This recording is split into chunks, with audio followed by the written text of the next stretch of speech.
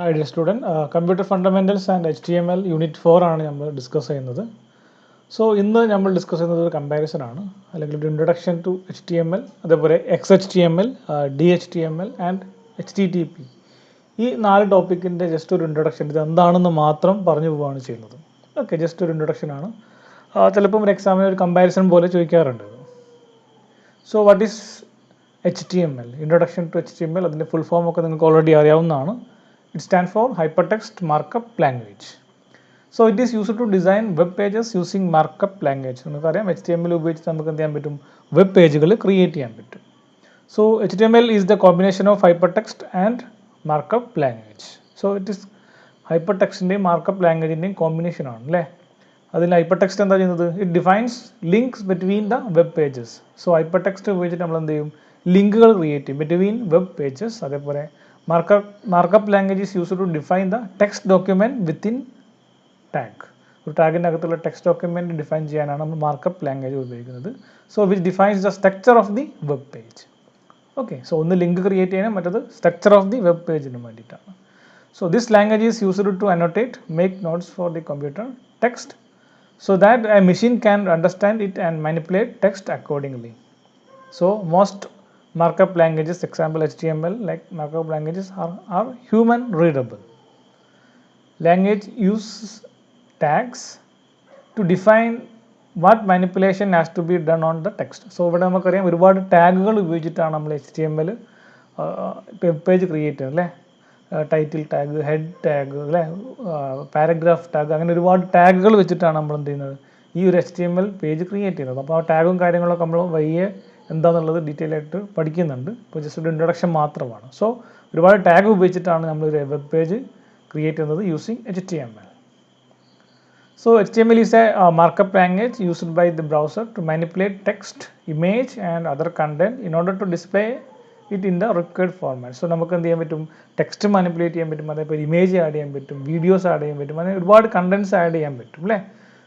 So ഇതെന്ത് ചെയ്യും, ഒരു നമ്മുടെ റിക്വയർമെൻറ്റ് ഫോർമാറ്റ്, അതായത് നമുക്ക് എങ്ങനെയാണ് ഒരു വെബ് പേജ് ആവശ്യമുള്ളത് ആ രീതിയിൽ ഇതിനെ അറേഞ്ച് ചെയ്തെടുക്കാൻ വേണ്ടി നമ്മളെ സഹായിക്കുന്ന ഒരു മാർക്കപ്പ് ലാംഗ്വേജ് ആണ് എന്ത്, HTML എന്ന് പറയുന്നത്. So it was created by Tim Berners-Lee in 1991. Already നമ്മൾ പറഞ്ഞതാണ്. Okay, the first ever version of the HTML was HTML 1.0, but the first standard version was HTML 2.0 published in 1999. So ഒരു standard ഫോമാറ്റിലേക്ക് മാറിയത് HTML 2.0 ആണ് in 1999.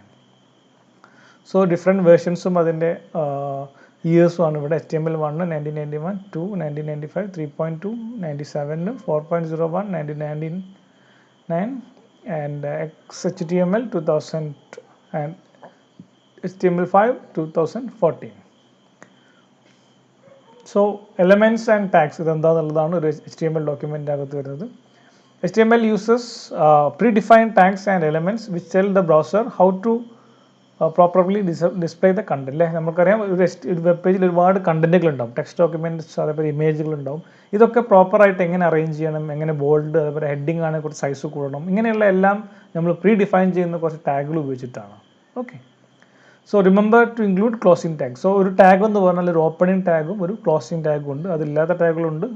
But most of the tags are including a opening tag and a closing tag. അതിനകത്ത് എന്താണോ നമ്മൾ ഇരുന്ന content അതിനാണ് ആ effect വരുള്ളൂ ആ ടാഗ് ഉപയോഗിച്ച്. ബോൾഡ് ചെയ്യാനാണെങ്കിൽ ആ ബോൾഡിൻ്റെ ഒരു ഓപ്പണിംഗ് ടാഗ്, അതേപോലെ ക്ലോസിംഗ് ടാഗ്, അതിൻ്റെ അകത്ത് നമ്മൾ എന്താണോ ബോൾഡ് ചെയ്യേണ്ട കണ്ടന്റ് അത് എഴുതി വെക്കും. അതുപോലെയാണ് ചെയ്യുക. ഓക്കെ, അപ്പോൾ ആ ഉള്ളിലുള്ള അതിൻ്റെ ഓപ്പണിംഗ് ക്ലോസിങ്ങിൻ്റെ ഇടയ്ക്ക് വരുന്ന ഭാഗത്തുള്ള കണ്ടന്റിന് മാത്രമേ effect ഉണ്ടാവുന്നുള്ളൂ. So if we omitted or closing tag, the browser apply the effect to the opening tag until the end of a page അല്ലേ. നമ്മൾ ഏതെങ്കിലും ഒരു ടാഗ് ഓപ്പൺ ചെയ്തിട്ട് അത് ക്ലോസ് ചെയ്യാൻ വിട്ടുപോയാൽ ആ പേജിൽ ആ ഓപ്പണിംഗ് ടാഗ് മുതൽ അവസാനം വരെയുള്ള എല്ലാ ഡോക്യുമെൻറ്റ് നമ്മൾ എഴുതുന്ന എല്ലാ ടെക്സ്റ്റിനും ആ ഒരു എഫക്റ്റ് വരും. സോ നമ്മൾ ഒരിക്കലും ഒരു ടാഗ് ഓപ്പൺ ചെയ്താൽ ക്ലോസ് ചെയ്യാൻ മറന്നു പോകരുത്. സോ ഇതാണ് അതിൻ്റെ ഫോർമാറ്റ്. ആൻഡ് ഓപ്പണിംഗ് ടാഗ് ഇതൊരു ലെസ് ദാൻ ഗ്രേറ്റർ ദാൻ ഇതിൻ്റെ ഉള്ളിലാണ് ഉണ്ടാവുക നമ്മുടെ ടാഗിൻ്റെ പേര്. ഇത് നമ്മൾ എന്താണോ കണ്ടൻറ്റ് ആ എഫക്റ്റ് വരുത്തേണ്ടത്, ബോൾഡാക്കണോ അല്ലെങ്കിൽ പാരഗ്രാഫാണോ, ആ കണ്ടൻറ്റ് എന്താണോ അത് ഇവിടെ ടൈപ്പ് ചെയ്യാം.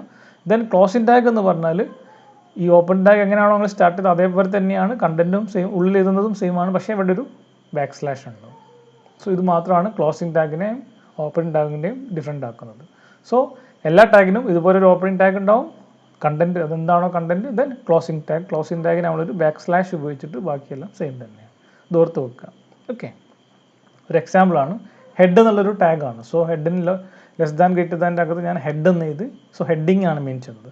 സോ MAMOCS എന്ന് എഴുതി. ദെൻ ഈ ഹെഡ് എന്നുള്ളത് നിങ്ങൾക്ക് എന്ത് ചെയ്യണം, ഇത് ഹെഡിങ് കഴിഞ്ഞു എൻ്റെ. സോ ഞാൻ ഹെഡ് ക്ലോസ് ചെയ്യണം. അതിന് വേണ്ടി ലെസ് ദാൻ ഒരു / ഇട്ടിട്ട് ഹെഡ് എന്ന് എഴുതി, അത് ഗ്രീറ്റർ ദാൻ ഇട്ടിട്ട് ക്ലോസ് ചെയ്തു.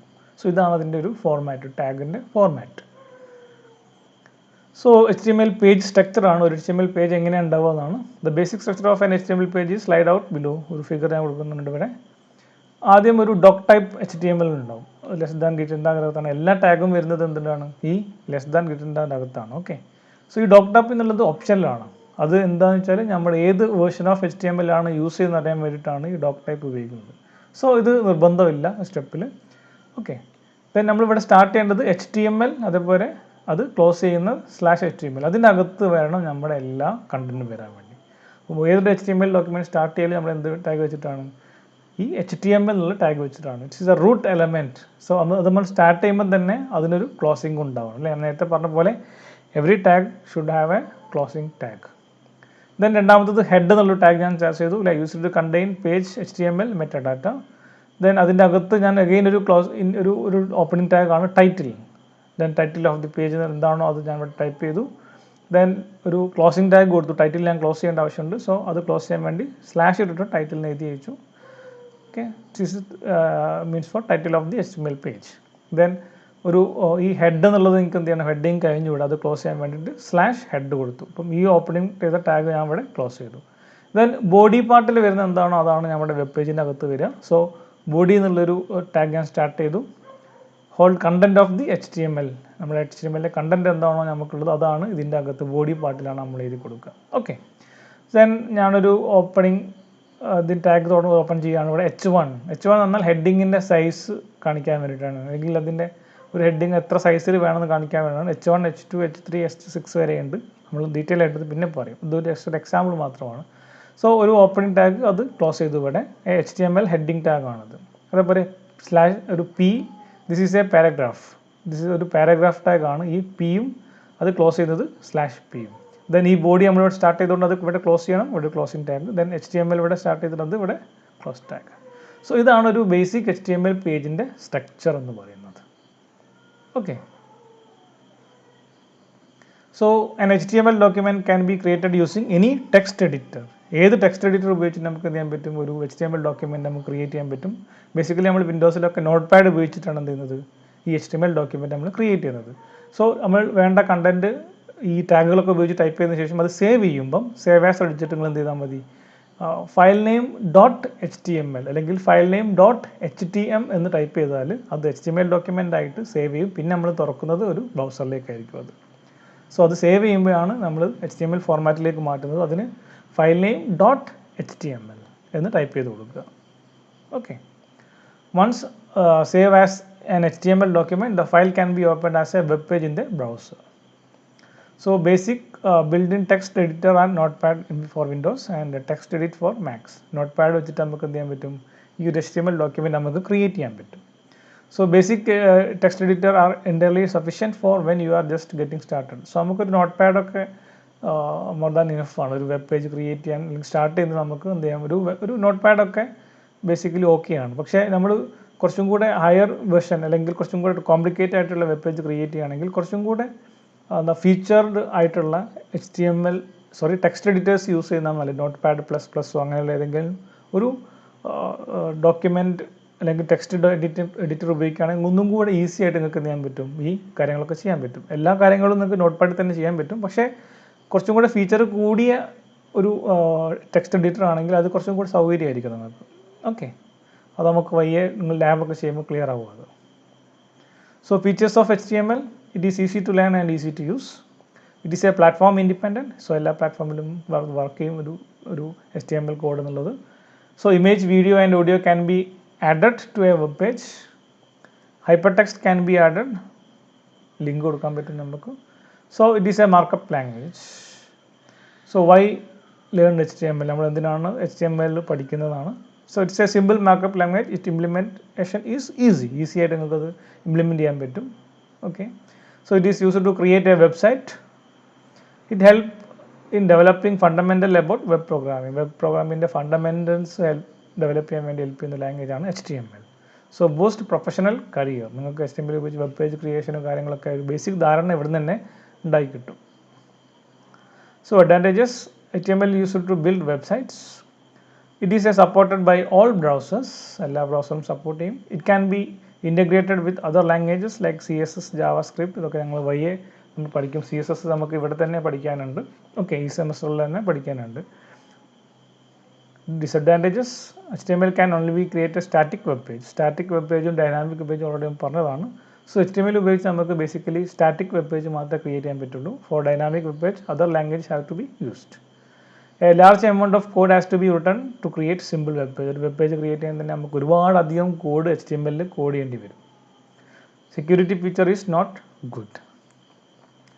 ദെൻ രണ്ടാമത്തെ ഒരു ഇതാണ് ഇൻട്രൊഡക്ഷൻ XHTML. അപ്പോൾ നമ്മൾ HTML ആയിരുന്നു. സോ XHTML ഒന്നും കൂടെ എൻഹാൻസ്ഡ് വെർഷനാണ്. XHTML stand for extensible hyper text markup language. It is a cross between HTML and XML. HTMLൻ്റെയും XMLൻ്റെയും ഒരു കോമ്പിനേഷനാണെന്ത് ഈ XHTML എന്ന് പറയുന്നത്. So it is a almost identical to HTML but it is stricter than HTML. So HTML പോലെ തന്നെ ആണെങ്കിലും ഒന്നും കൂടെ ഇവിടെ റൂൾസും അതൊക്കെ എന്താണ് ഒന്നും കൂടെ സ്ട്രിക്റ്ററാണ് XHTML. Okay, XHTML is HTML defined as an XML application. So it is supported by all major browser. So നമ്മൾ XHTML എന്ത് ചെയ്യാൻ പറ്റും? എല്ലാ മേജർ ബ്രൗസേഴ്സും അതിൽ എഴുതുന്ന വെബ് പേജ് സപ്പോർട്ട് ചെയ്യും. Although XHTML is almost the same as HTML, but it is more important to create your code correctly because XHTML is stricter than HTML in syntax and case sensitive.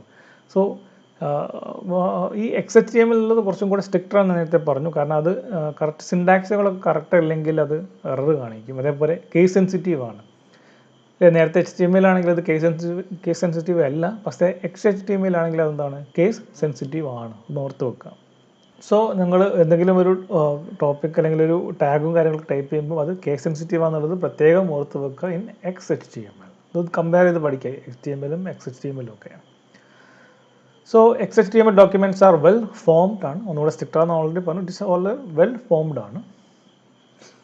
XHTML was developed by World Wide Web Consortium W3C already പറഞ്ഞതാണ്. To help web developers make the transition from HTML to XML. ഒരു HTML-ന് XML-ലേക്കുള്ള transition easy ആക്കാൻ വേണ്ടിയിട്ട് W3C develop ചെയ്തതാണ് എന്ത് XHTML എന്നുള്ളത്. So why we use XHTML? It was developed by make HTML more extensible and increase interoperability with other data formats. There are two main reasons behind the creation of XHTML. They are: first one, it creates a stricter standard for making web page, reducing incompatibility between browsers. So it is compatible for all major browsers. So first one, ഇതൊരു universal standard നമുക്ക് create ചെയ്യാൻ പറ്റും. ഒന്നും കൂടെ stricter ആകുമ്പോൾ ഒന്നുകൂടെ standard ആയിരിക്കും ഇത് വെബ് പേജുകൾ ക്രിയേറ്റ് ചെയ്യുന്നത്. അതുകൊണ്ട് തന്നെ എന്ത് ചെയ്യും, നമ്മൾ യൂസ് ചെയ്യുന്ന ഒരുവിധം എല്ലാ ബ്രൗസറിലും സപ്പോർട്ട് ചെയ്യുന്ന രീതിയിൽ നമുക്ക് എന്ത് ചെയ്യാൻ പറ്റും, വെബ് പേജുകൾ നമുക്ക് ക്രിയേറ്റ് ചെയ്യാൻ പറ്റും. So it creates A standard that can be used on variety of different devices without change. So അത് ഉണ്ടാക്കുന്ന സ്റ്റാൻഡേർഡ് അല്ലെങ്കിൽ ഇതിൻ്റെ സ്റ്റാൻഡേർഡ് നമുക്ക് എന്ത് ചെയ്യാൻ പറ്റും, ഡിഫറെൻറ്റ് ഡിവൈസുകൾ വെച്ചിട്ട് ഒരു ചേഞ്ചും ഇല്ലാതെ നമുക്ക് എന്ത് ചെയ്യാൻ പറ്റും, അത് ഉപയോഗിക്കാൻ പറ്റും. The main issue with bad HTML is that it can be interpretable by small devices. So HTML ആണെങ്കിൽ അതെന്ത് ചെയ്യാൻ പറ്റില്ല, സ്മോൾ ഡിവൈസിന് ഇൻ്റർപ്രറ്റ് ചെയ്യാൻ ബുദ്ധിമുട്ടാണ്. സോ XHTML ആണെങ്കിൽ അങ്ങനത്തെ പ്രോബ്ലംസ് ഒന്നും ഇല്ല. So XHTML is introduced to combine the strength of HTML and XML. So HTML-ൻ്റെയും XML-ൻ്റെയും ഒരു കോമ്പിനേഷൻ ആണെന്ത് XHTML എന്ന് പറയുന്നത്. So XHTML is HTML redesigned as XML. It helps you to create better formatted code on your site. ഒന്നും കൂടെ better format അല്ലെങ്കിൽ better design ഉണ്ടാക്കാൻ വേണ്ടിയിട്ട് നമുക്ക് XHTML ഉപയോഗിക്കാവുന്നതാണ്. So it doesn't facilitate you to make badly formed code to be XHTML compatible. Unlike with HTML, where simple errors like missing out of a crossing tag are ignored by the browser. അതായത് നേരത്തെ നമ്മൾ പറഞ്ഞു XHTML ഒന്നും കൂടെ സ്ട്രിക്റ്റാന്ന് പറഞ്ഞു അല്ലേ. HTML ചിലപ്പോൾ ചില ടാഗ് നിങ്ങൾ ക്ലോസ് ചെയ്യാൻ വിട്ടുപോയാലും അത് ഇഗ്നോർ ചെയ്യും ആ ബ്രൗസർ. പക്ഷേ XHTML അങ്ങനെ ഇല്ല. നിങ്ങൾ എന്താണോ ടൈപ്പ് ചെയ്തത് അത് അതേപോലെ വരും. സോ മൈനർ എറർ ആണെങ്കിൽ പോലും അത് അവിടെ എററായിട്ട് തന്നെ XHTML കാണിക്കും. So it is XHTML syntax is very similar to HTML syntax and all the valid HTML element are also valid in XHTML. So syntaxുകളെല്ലാം HTML എന്താണ് നിങ്ങൾ ഉപയോഗിക്കുന്നത് അത് തന്നെയാണ് ഇവിടെ ഉള്ളത് XHTML ഉള്ളത്. But the difference but is case sensitive, so you have to pay a bit extra attention while writing an XHTML document to make your HTML document compliant to XHTML. So XHTML എന്താണ് നേരത്തെ പറഞ്ഞ പോലെ case sensitive ആണ്. HTML എന്തായിരുന്നു case sensitive അല്ല. XHTML എന്താണ് case sensitive ആണ്. So upper കേസും ലോവർ കേസും means different.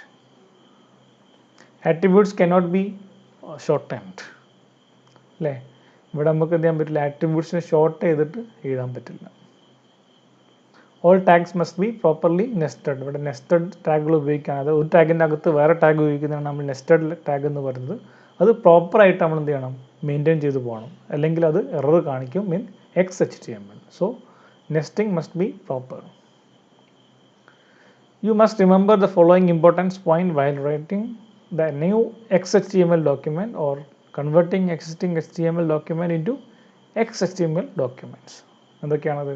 All document must have a doc type അല്ലേ. നേരത്തെ HTMLൻ്റെ കാര്യം പറഞ്ഞപ്പം അവിടെ ഡോക് ടൈപ്പ് എന്നുള്ള ഫസ്റ്റ് ലൈൻ അല്ലേ, അവിടെ എന്തായിരുന്നു ഓപ്ഷനിലായിരുന്നു, നിർബന്ധമല്ലായിരുന്നു. പക്ഷേ XHTMLിലേക്ക് വരുമ്പോൾ എന്താണ് ഡോക് ടൈപ്പ് നിർബന്ധമാണ്, അത് മസ്റ്റാണ്. രണ്ടാമത്തത് എല്ലാ ടാഗും എന്തിലായിരിക്കണം, ലോവർ കേസിലായിരിക്കണം അല്ലേ. അതായത് ഹെഡിങ്, പാരഗ്രാഫ് അങ്ങനത്തെ അതിനുള്ള എല്ലാ ടാഗുകളും നമ്മൾ ലോവർ കേസ് മാത്രമേ ഉപയോഗിക്കാൻ പറ്റുള്ളൂ. കാരണം XHTML ഈസ് കേസ് സെൻസിറ്റീവ്, അതായത് അപ്പർ കേസും ലോവർ കേസും ഡിഫറെൻ്റ് ആണത്. സോ ടാഗുകളെല്ലാം എന്തായിരിക്കണം, ലോവർ കേസിലായിരിക്കണം. Then third one, all document must be properly formed. നേരത്തെ പറഞ്ഞു വെൽ സ്ട്രക്ചേർഡ് ആവണം എന്ന് ഓൾറെഡി പറഞ്ഞിട്ടുണ്ട് അല്ലേ. കാരണം നെസ്റ്റിംഗ് ഒക്കെ ഉപയോഗിക്കുമ്പോൾ അത് വെൽ ഫോംഡ് അല്ലെങ്കിൽ വെൽ സ്ട്രക്ചേർഡ് ആയിരിക്കണം അതൊക്കെ. All tags must be closed, അതായത് എല്ലാ ടാഗുകളും ഇവിടെ എന്തായാലും ക്ലോസ് ചെയ്യണം. പക്ഷേ HTML ചെറിയ റിലാക്സേഷൻ ഒക്കെ ഉണ്ട്. കാരണം ഒരു ടാഗ് ചിലപ്പോൾ ക്ലോസ് ചെയ്തിട്ടില്ലെങ്കിൽ അത് അത്ര വലിയ എഫക്റ്റ് ഒന്നും ഉണ്ടാക്കില്ല. പക്ഷേ XHTML ആണെങ്കിൽ അവിടെ എല്ലാ ടാഗും നിങ്ങൾ നിർബന്ധമായിട്ടും ക്ലോസ് ചെയ്യണം, അല്ലെങ്കിൽ അത് എറർ കാണിക്കും. All attribute must be added properly. The name attribute has changed. So ഇത്രയാണ് XHTML പഠിക്കാനുള്ളത്. ഇനി ഇൻട്രൊഡക്ഷൻ ടു DHTML ആണ്. D stand for dynamic hypertext markup language. That means dynamic HTML എന്ന് പറയും. So it is not a markup programming language, but it is a term that combines the features of various web development technologies for creating the web page dynamically and interactive. So ഇതൊരു എന്താണ് markup or programming language അല്ല DHTML എന്ന് പറയുന്നത്. It is A combination ആണ്. നിങ്ങൾ ഉപയോഗിക്കുന്ന web ടെക്നോളജീസിൻ്റെ എല്ലാത്തിൻ്റെയും കൂടെ ഒരു കോമ്പിനേഷൻ ആണ് എന്ത് DHTML. അതെന്തിനാണ് നമ്മൾ ഉപയോഗിക്കുന്നത്, അതായത് ഒന്നും കൂടെ ഡൈനാമിക് ആയിട്ടുള്ള വെബ് പേജ് ക്രിയേറ്റ് ചെയ്യാൻ വേണ്ടിയിട്ട്. അതായത് CSS, ജാവാ സ്ക്രിപ്റ്റ്, HTML ഇതിങ്ങനെയല്ല എല്ലാത്തിനെയും കൂടി ഒരുമിച്ച് കൂട്ടി ഉപയോഗിക്കുന്നതിനാണ് നമ്മൾ പറയുക DHTML എന്ന് പറയുന്നത്. അത് ഒന്നുകൂടെ ഡൈനാമിക് ആയിട്ടുള്ള അതേപോലെ ഇൻട്രാക്റ്റീവ് ആയിട്ടുള്ള ഒരു വെബ് പേജ് ക്രിയേറ്റ് ചെയ്യാനാണ് ഇങ്ങനെ ഈ DHTML നമ്മൾ ഉപയോഗിക്കുന്നത്. So uses of DHTML, it is used for designing the animated and interactive web pages that are developed in real time അല്ലേ. നേരത്തെ പറഞ്ഞ പോലെ ഒന്നും കൂടെ ഡൈനാമിക് ആയിട്ടുള്ള ഒന്നുകൂടെ ആനിമേറ്റഡ് ആയിട്ടുള്ള ഇൻട്രാക്ട് ചെയ്യുന്ന വെബ് പേജ് ക്രിയേറ്റ് ചെയ്യാൻ നമുക്കിത് ഉപയോഗിക്കാം. It helps user by animating the text and images in their document. So animations, the text animations, അതേപോലെ ഇമേജിനൊക്കെ ആനിമേഷൻസ് കൊടുത്തുകൊണ്ട് അട്രാക്റ്റീവ് ആക്കാൻ പറ്റും നമ്മുടെ ഡോക്യുമെൻറ്റ്, അതായത് web page. It allow the user for adding the effect on their page. നമുക്ക് എന്തെങ്കിലും എഫക്റ്റുകൾ add ചെയ്യാനൊക്കെ നമ്മുടെ ഈ DHTML നമുക്ക് ഹെൽപ്ഫുള്ളാണ്. It also allow the page author for including a drop down menus for roll over button അല്ലേ. അതായത് ഡ്രോപ്പ് ഡൗൺ മെനു അല്ലേ, മെനു നമ്മൾ സെലക്ട് ചെയ്യാറുണ്ട് അല്ലേ. അതേപോലെ റോൾ ഓവർ ബട്ടണൊക്കെ കൊടുക്കാൻ എന്ത് ചെയ്യും ഈ DHTML നമുക്ക് പോസിബിൾ ആണ്. This term is also used to create various browser based action games. Comparison ആണ് HTML-ഉം DHTML-ഉം. It is simple and markup language. It is not a language. DHTML is not a language, but it is a set of technology of web development. It is a set of technologies ആണ്. It is used for developing and creating web page, HTML, whereas DHTML is used for create and designing the animated and interactive website or page. Animated and interactive web page ആണ് DHTML ഉപയോഗിക്കുന്നത്. Third one, HTML, this markup language create static web page. Static web page മാത്രമേ നമ്മൾ HTML ഉപയോഗിച്ച് ചെയ്യാൻ പറ്റുള്ളൂ. പക്ഷേ dynamic web page create ചെയ്യാൻ നമുക്ക് എന്ത് ഉപയോഗിക്കാം? DHTML ഉപയോഗിക്കാം. Next, this does not contain any server side script code for HTML. അതിന് server side സ്ക്രിപ്റ്റും കാര്യങ്ങളൊന്നും ആവശ്യമില്ല HTML. But DHTML ആണെങ്കിൽ it contains server side scripting. Then HTML, the file of HTML are stored with the .html or .htm extension in system. ഞാൻ നേരത്തെ പറഞ്ഞു notepad type ചെയ്തതിന് ശേഷം അത് സേവ് ആസ് അടിച്ചിട്ട് സേവ് ചെയ്യുമ്പോൾ ഫയൽ നെയിം .html അല്ലെങ്കിൽ ഫയൽ നെയിം .html ആണ് നമ്മൾ HTML ഫയലിൽ സ്റ്റോർ ചെയ്യാൻ വേണ്ടി സേവ് ചെയ്യാണ്ട് ഉപയോഗിക്കുക. പക്ഷേ DHTML ആണെങ്കിൽ എന്ത് ചെയ്താൽ മതി? ഫയൽ നെയിം .dhtm എന്ന് എക്സ്റ്റൻഷൻ കൊടുക്കണം. DHTM. Next, a simple page which is created by user without using the script or style called HTML page. ഒരു ചെറിയ പേജ് ക്രിയേറ്റ് ചെയ്യുക, അല്ലെങ്കിൽ ഇത്രയ്ക്ക് സ്റ്റൈലും കാര്യങ്ങളൊന്നും കൊടുക്കാതെ എഫക്റ്റ് ഒന്നും കൊടുക്കാതെ നമുക്ക് ഉപയോഗിക്കാൻ പറ്റുന്നതാണ് എന്ത്? HTML. അതേ സ്ഥാനത്ത് DHTML ആണെങ്കിലോ a page which is created by user using HTML, CSS, DOM and JavaScript technologies called DHTML. അതായത് combination of different technologies already പറഞ്ഞില്ല. അതായത് HTML, CSS, DOM, JavaScript ഇതെല്ലാം കൂടി ഉപയോഗിച്ചിട്ട് HTML ഒരു പേജ്, ഒരു ഡൈനാമിക് പേജ് ക്രിയേറ്റ് ചെയ്യാനാണ് നമ്മൾ DHTML ഉപയോഗിക്കുന്നത്. Then last one, this markup language does not need database connectivity, but DHTML need database connectivity because it interact with users. ഇത്രയാണ് ഇതിൻ്റെ HTMLൻ്റെയും DHTML തമ്മിലുള്ള ഡിഫറൻസ്. ഒന്ന് ഓർത്ത് വെക്കുക. ദെൻ ഇതിലെ ലാസ്റ്റ് ടോപ്പിക്കാണ് ഇൻട്രൊഡക്ഷൻ ടു HTTP. HTTPൻ്റെ ഫുൾ ഫോം എന്താ? Hypertext Transfer Protocol. It is an application level protocol for distributed, collaborate, hypermedia information system. ഈ HTTP നിങ്ങളിലെ വെബ് ബ്രൗസർ തുറന്ന് എന്ത് സെർച്ച് ചെയ്താലും ഏറ്റവും ടോപ്പിലെ അഡ്രസ്സിൻ്റെ ബാറിൽ നോക്കി നിങ്ങൾക്ക് കാണാൻ പറ്റും അവിടെ ഉപയോഗിക്കുന്ന HTTP/. അങ്ങനെ ഉണ്ടാവും അല്ലേ? ഇതൊരു പ്രോട്ടോക്കോളാണ്. അതായത് നെറ്റ്വർക്കിലൂടെ നമ്മൾ കണ്ടൻറ്റ് ഷെയർ ചെയ്യുമ്പോൾ ഉപയോഗിക്കുന്ന റൂൾസ് ആൻഡ് റെഗുലേഷൻ, അതിൽ റൂൾസ് ആൻഡ് റെഗുലേഷനാണ് എന്ത്? HTTP എന്ന് പറഞ്ഞ ഈ പ്രോട്ടോക്കോൾ. നിങ്ങൾ കണ്ടിട്ടുണ്ടാവും എല്ലാവരും.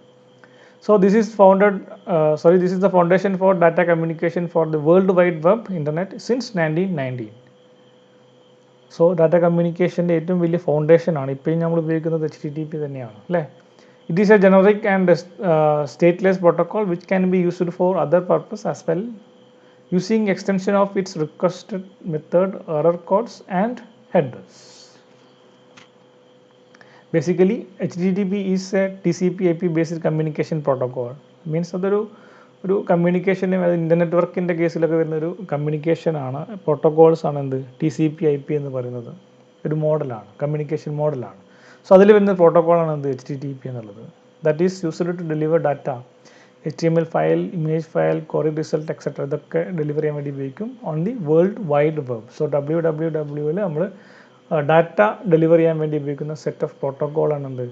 ഈ HTTP എന്ന് പറയുന്നത്. It provide a standardised way for computers to communicate with each other. ഒരു സ്റ്റാൻഡർഡൈസ്ഡ് വേ ആണ് to communicate with each other. Computers തമ്മിൽ കമ്മ്യൂണിക്കേറ്റ് ചെയ്യാനുള്ള സ്റ്റാൻഡേർഡ് വേ ആണെന്ത്? ഈ HTTP എന്ന് പറയുന്ന protocol. So basic features, there are three basic features that make HTTP simple but powerful protocol. First one, it is connectionless.